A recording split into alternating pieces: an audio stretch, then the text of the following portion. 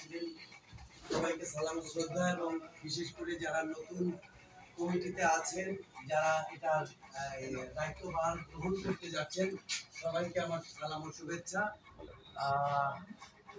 পরম করুণাময় আল্লাহর দরবারে অসংখ্য শুকরিয়া জ্ঞাপন করছি যে এই যে জল করে উজ্জ্বল ভাবে দাঁড়িয়ে ছবিগুলো যাদের আছে, তারা প্রতিষ্ঠাতা কমিটি এবং তারা একটা অবহেলিত শ্রমিক সংগঠনকে সংগঠিত করার জন্য এবং তাদের দাবি আদায়ের জন্য ঐক্যবদ্ধ করেছিলেন। তাদের মধ্যে অনেকেই প্রয়াত হয়েছে, তাদের রুহের আত্মার মাগফিরাত কামনা করছি এবং যারা বেঁচে আছেন তাদের সুস্বাস্থ্য এবং সমৃদ্ধি কামনা করছি এবং পরপারে যেহেতু আল্লাহ তাদেরকে নাজাত দেন।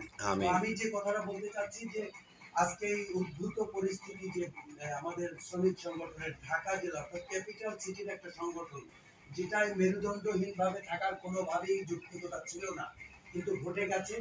আনফর্চুনেটলি সেটা থেকে আমরা উত্তরণের জন্য আমরা আমাদের প্রতিষ্ঠাতা যারা রয়েছেন এবং প্রাক্তন যারা রয়েছেন তাদের সম্মিলিত আশ্বাসে আমরা ঐক্যবদ্ধ হয়েছি। তো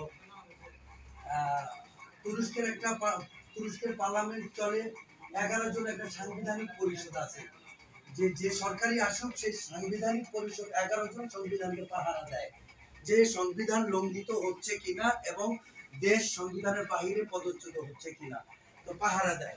তো ঠিক আমাদের এই যে ঢাকা জেলার যে শ্রমিক সংগঠন, এই সংগঠনটা বর্তমানে যে 6 জন আমাদের উপদেষ্টারা রয়েছেন, তারা আমরা যারা অধীনস্থ, যারা এটার কার্যক্রম পরিচালনা করব, তাদেরকে পাহারা দিয়ে সংবিধানকে পাহারা দিয়ে আমাদেরকে গাইডলাইন করবেন। এ কারণে আমার কাছে ভালো লাগছে যে 2 স্তর বিশিষ্ট একটা প্রশাসন এখানে সাজানো হয়েছে। একটা হচ্ছে পাহারাদার, যারা মৌলিকভাবে এই প্রতিষ্ঠানকে তৈরি করেছেন এবং নেতৃত্ব দিয়েছেন, এবং আমরা তরুণ যারা নতুন করে আমরা নেতৃত্বে আসতেছি, যারা এটাকে একটা গণতান্ত্রিক নির্বাচনের যে প্রক্রিয়া, সেই প্রক্রিয়াকে সমাধান করার জন্য এবং এই রাজ্যের বর্তমান ফিনান্সিয়াল যে কন্ডিশন, এই কন্ডিশন থেকে আমরা এটাকে গ্রো আপ করার জন্য, ডেভেলপ করার জন্য আমরা কি কি ব্যবস্থা গ্রহণ করব, সেই বিষয়ে আমরা এখানে এই কমিটি গঠন করা। এখানে আমরা সেবক হিসাবে দাঁড়াতে চাই, নেতা হিসাবে আমরা পরিচিত হতে চাই না। It's my personal view.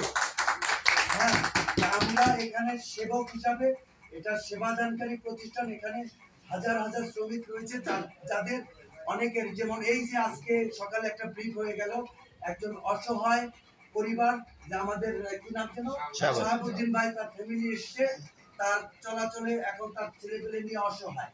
তো এই মুহূর্তে সমিতির আমাদের প্রতিষ্ঠানের যদি কোনো ফান্ড থাকতো আমরা তাদেরকে বুঝিয়ে দিতে পারতাম। আনফর্চুনেটলি আমাদের দুর্ভাগ্য হচ্ছে তাদের পাশে আমরা দাঁড়াতে পারিনি আমাদের এই কার্যক্রমের ব্যর্থতার কারণে।